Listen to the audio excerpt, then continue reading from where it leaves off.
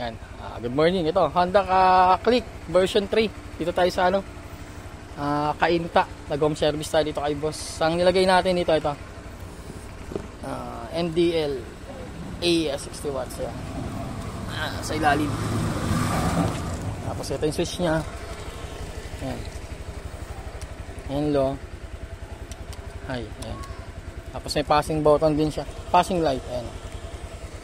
Pag naka-low siya, yung high nagpa-passing light. And then kapag ka naka-high siya, yung low naman. Ayan. Tapos kapag ka naka-off, yan, dalawa. Tapos ito.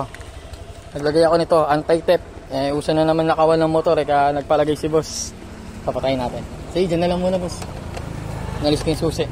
Yan, nagsari yung susi. Start ko siya ng walang susi. Yun o. Wala siyang susi Keyless na siya. Parang naging keyless na rin yung motor. At sa MDL, meron.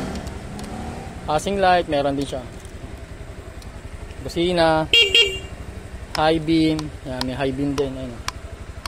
Tapos signal light. Ayan, meron din. Kabila. Ayan, meron siya. All function siya kahit wala siyang key. Ayan, magana. Ayan, tapos ito, kapag kunyari nilakaw motor nyo, tumatakbo kayo, ito lang pindutin nyo.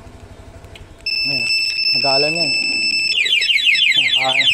Kahit na nakastart yan dito, nakasuso yan. Ayan, gina-under yan. Ayan. Asin na natin. Rinig na rinig yan doon sa inyo. Start ulit natin. Ayan. Tapos, ang function pa nito, ayan, off natin. Meron siyang silent mode na alarm. 1, 2, 3, 4, 5. Ayan. Kunyari, naiwan nyo rin susi nyo. Silent mode alarm. Ni-start. Ayan. Wala. Hindi nagagana yan. Pakarami niya pang tatanggalin niya para may start niya yan. Ayan. Dito nagbabibrate sa remote. Tapos hindi na may start yung motor. Ayan. Up natin. Ayan. Start ka sa susi. Side stand. Meron pa rin yan. Hindi pa rin nawala yung side stand. Ano yun? Ayan. Namatay na rin. All function pa rin siya. Tapos dito. Ito may answer back na. Ayan o. Pag nasa mall kayo, naliligaw kayo. Ito na pindutin nyo.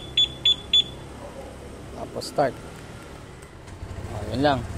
Sa Honda Click version 3. Thank you.